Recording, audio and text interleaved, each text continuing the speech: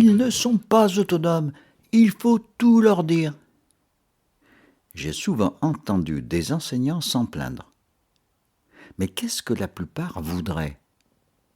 En général, que les enfants fassent, sans avoir besoin d'être surveillés, ce que l'enseignant leur demande de faire et comme il voudrait qu'ils le fassent.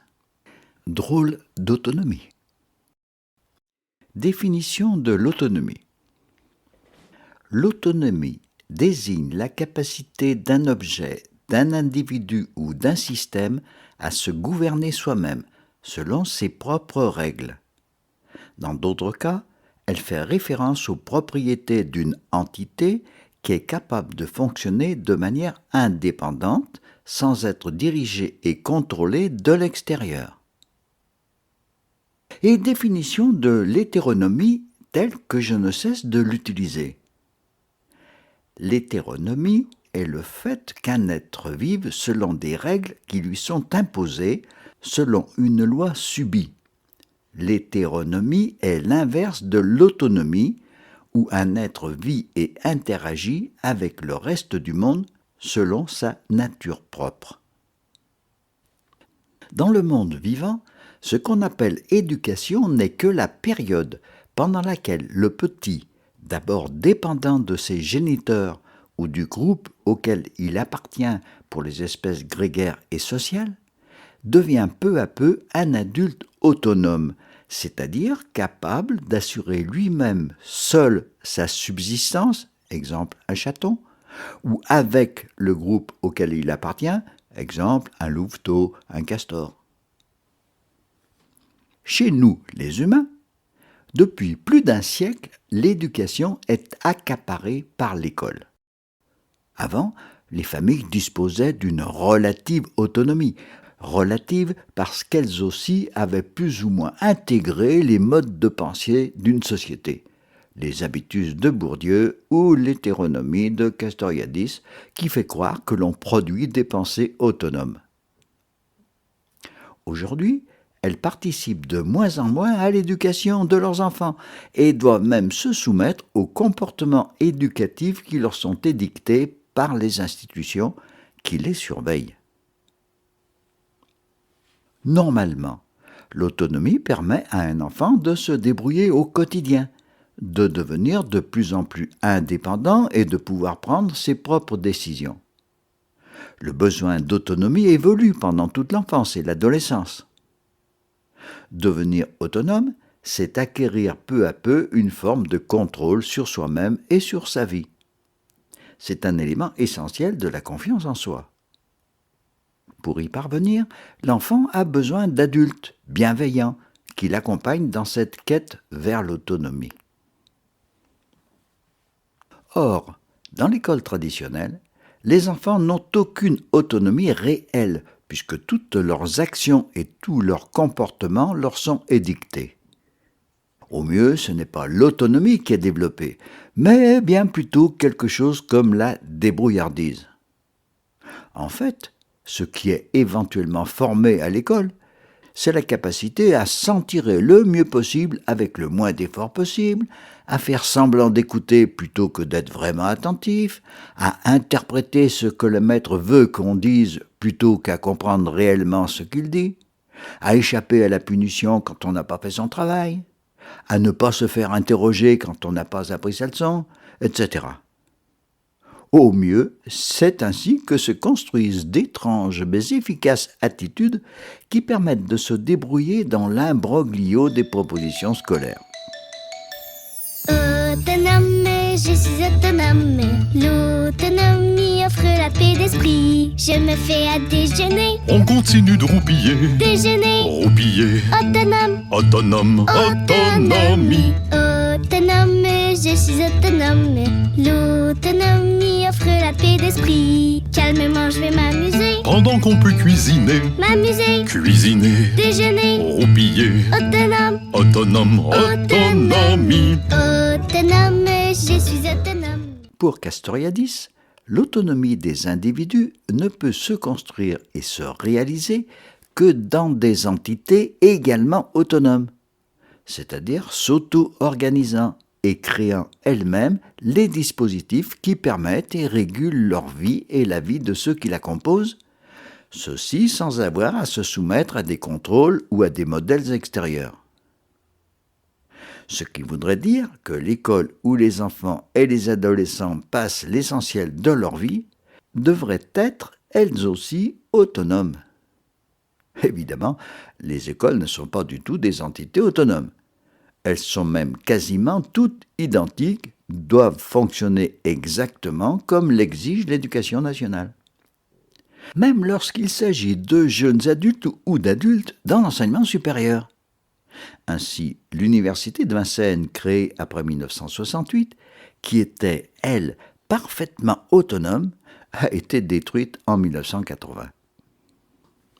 Si dans nos classes uniques du troisième type, nous avions une relative autonomie, c'était uniquement parce que, d'une part, elles étaient peu nombreuses, isolées, et en raison du multi-âge, il fallait bien sûr inventer des fonctionnements différents de ceux uniformes de la chaîne scolaire, donc difficiles à rendre conformes. D'autre part, parce que, vouées à leur disparition, elles n'intéressaient pas l'éducation nationale. Nous avions été un peu en dehors du système éducatif avant d'être éradiqués. Prenons une autre définition de l'autonomie, qui assure au moins partiellement son administration de façon indépendante. Cela s'applique à des territoires. La plupart des États occidentaux sont ainsi quand même découpés en régions plus ou moins autonomes, mais fédérées, sauf la France. Aux États-Unis, ce sont 50 États. En Espagne, ce sont 17 régions, Pays Basque, Catalogne, Andalousie, etc. En Suisse, ce sont 26 cantons. En Allemagne, 16 Länder. Bien sûr, il y a épisodiquement des luttes soit pour réclamer plus d'autonomie, soit des États qui veulent au contraire restreindre cette autonomie. Exemple de la Catalogne avec l'État espagnol. Il y a même des luttes pour obtenir l'autonomie avant l'indépendance. Exemple la Nouvelle-Calédonie ou le Donbass russophone en Ukraine. Mais c'est bien l'autonomie de territoires précis avec leur population qui est l'objet d'une lutte. En France, c'est la centralisation à outrance. Le découpage en départements et en régions n'étant qu'un moyen détourné pour accentuer l'efficacité de la centralisation et de l'uniformité. L'autonomie n'est pas l'autarcie et n'élimine pas l'interdépendance. J'en ai déjà parlé à propos de l'interdépendance dans nos classes uniques de troisième type. Mais cette interdépendance ne peut s'établir et se réguler qu'entre personnes ou entités autonomes. Ce n'est que lorsqu'on est autonome que l'on sait ce dont on a besoin avec les autres. Or, d'une part, nos espaces d'autonomie se sont réduits comme une peau de chagrin. D'autre part, nous ne savons plus ou nous ne sommes plus capables d'être réellement autonomes, penser par nous-mêmes, décider d'abord par nous-mêmes, pour nous-mêmes, puis avec d'autres, pour le bien de chacun, comme pour le bien de tous. Tiens, est-ce que le droit de penser par nous-mêmes est couché dans la Déclaration universelle des droits de l'homme ? Dans celle de 1789, il y avait bien « La libre communication des pensées et des opinions est un droit les plus précieux de l'homme. Tout citoyen peut donc parler, écrire, imprimer librement, sauf à répondre de l'abus de cette liberté dans les cas déterminés par la loi. » Mais c'était surtout pour communiquer sa pensée, pas forcément pour agir selon sa pensée. Dans celle de 1966, il y avait « Tous les peuples ont le droit de disposer d'eux-mêmes. En vertu de ce droit, ils déterminent librement leur statut politique et assurent librement leur développement économique, social et culturel. » On sait bien comme tous les États s'assoient gaillardement sur ces déclarations. Mais même, nous sommes tellement devenus hétéronomes que nous sommes quasiment incapables de nous emparer de ce droit. Comme quoi, tout ce que j'ai pu raconter sur l'enjeu de nos écoles et pédagogies alternatives ne concerne pas que les enfants. que l'autonomie régionale. En droit constitutionnel français, en droit constitutionnel italien ou espagnol, ça signifie que la région est dotée du pouvoir d'adapter les lois nationales et y compris d'adapter des actes qui se substituent à la loi nationale. C'est-à-dire ?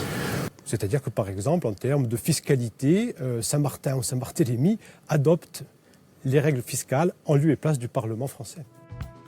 Un exécutif... Castoriadis, toujours lui, prônait l'avènement d'une société autonome fondée sur la démocratie directe, dont la démocratie athénienne serait non le modèle, mais le germe.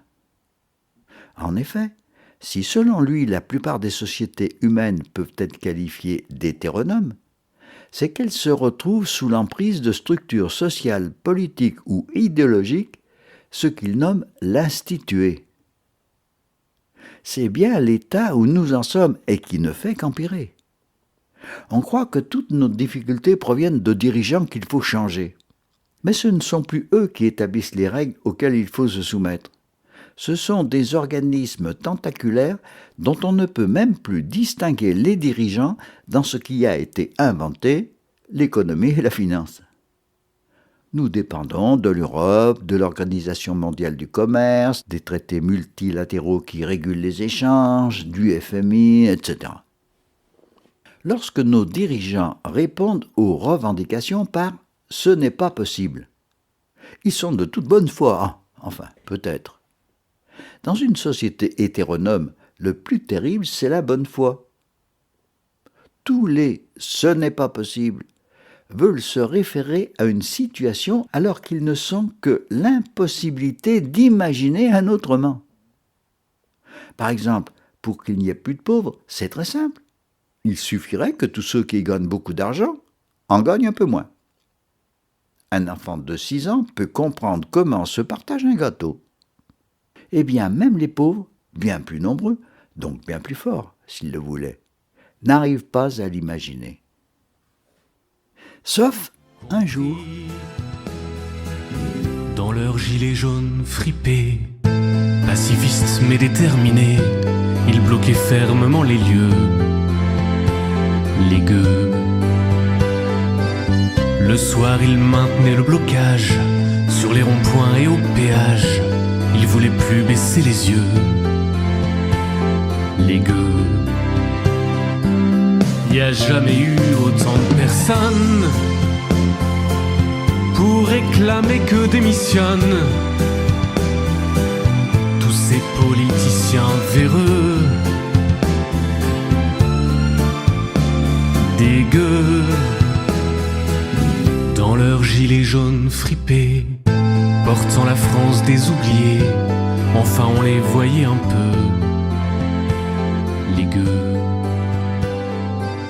Ensemble ils chantaient des chansons, tout y passait bourgeois. Je vais prendre cette période que je considère comme celle d'une vraie révolution étouffée, celle des Gilets jaunes.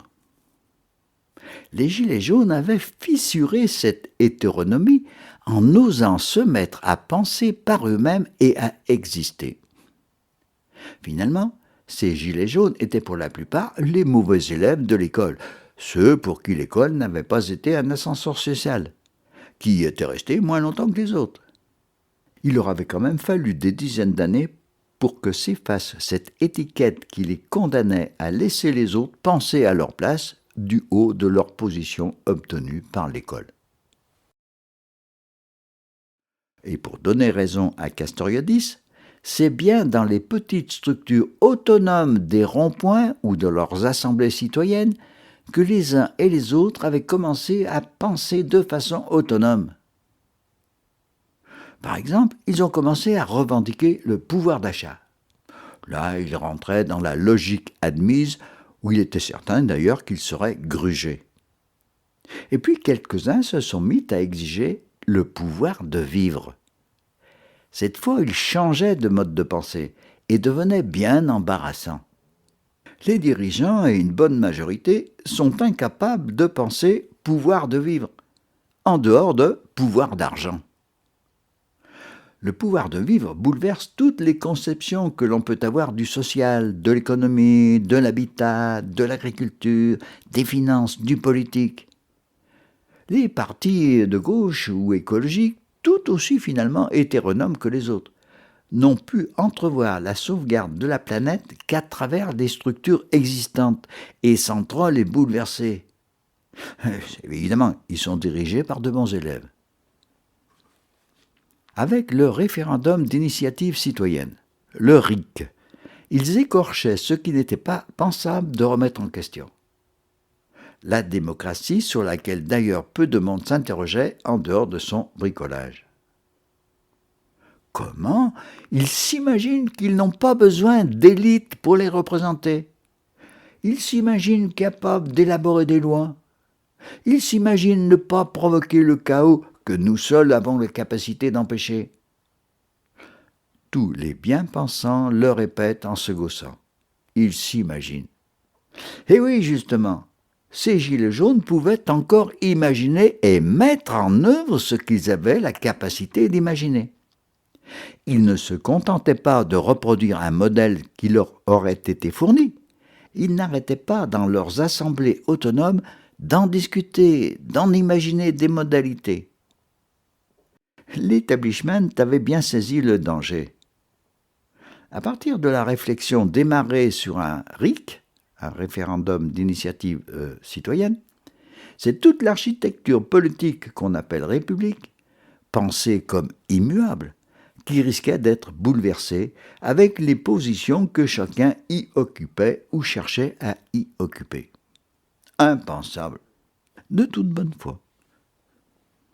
Les Gilets jaunes, dès le début et instinctivement, ont défendu l'autonomie de chaque rond-point, de chaque assemblée citoyenne, le refus de leaders, de représentants.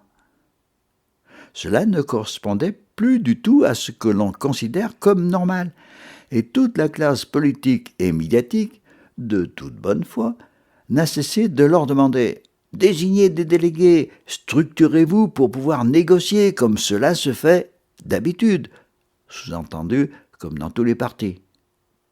Et ce sont d'ailleurs surtout les médias qui ont créé les têtes d'affiche dont ils avaient besoin. Bon, il y a bien longtemps qu'il n'existe plus de structure territoriale autonome, village ou ville. Pourtant, au Moyen-Âge, il s'était bien créé des villes franches, ou bastides, qui s'étaient affranchies du joug des seigneurs et des règles féodales pour créer leurs propres règles de fonctionnement. Cornelius Castoriadis est aussi connu pour avoir élaboré et promu une démarche d'auto-émancipation autonome visant à rompre avec l'imaginaire social construit sur la croyance en des autorités extrasociales, Dieu, État, économie, etc. Cette auto-émancipation ne semble plus possible. Lorsque des tentatives ont lieu, comme la ZAD de Notre-Dame-des-Landes, elles sont impitoyablement éliminées sans provoquer de levée de bouclier de la part de la société civile.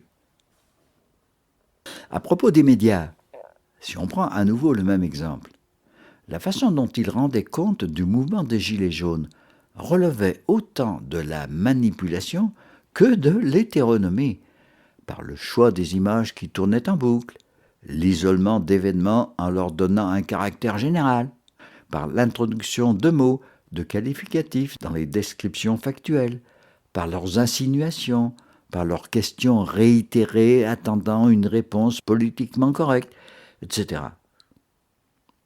Pour pas mal de politiques, c'était bien de la manipulation consciente. Mais pour beaucoup de journalistes, ils ne se rendaient pas compte qu'ils ne faisaient ainsi que reproduire et diffuser ce qu'on appelle une pensée unique. De toute bonne foi. C'est bien cela, l'hétéronomie. Dans une société où plus aucune structure ne peut vraiment être autonome, où son école étouffe toute velléité d'autonomie des futurs citoyens, une révolution paraît aujourd'hui beaucoup plus improbable que celle de 1789. Les Gilets jaunes, sans l'avoir conceptualisé à l'avance, et même s'il n'en était qu'au balbutiement, démontraient que c'est l'aspiration instinctive à l'autonomie individuelle dans des autonomies collectives qui fait une espèce sociale, et qui permet d'imaginer comment la faire devenir sociale. Et nos petites écoles de 3e type l'avaient aussi démontré.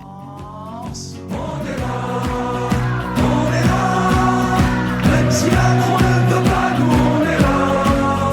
Pour le bien des travailleurs et pour un monde meilleur. Même si Macron ne veut pas, nous on est là. Je suis très en colère contre la réforme voulue par ce gouvernement, voulue envers et contre tout, voulue contre la volonté des gens, non seulement ceux qui sont là, mais on sait que 70% de la population n'est pas d'accord avec cette réforme, ne veut pas de cette réforme. Voilà, c'est pour ça que je suis là. On est là.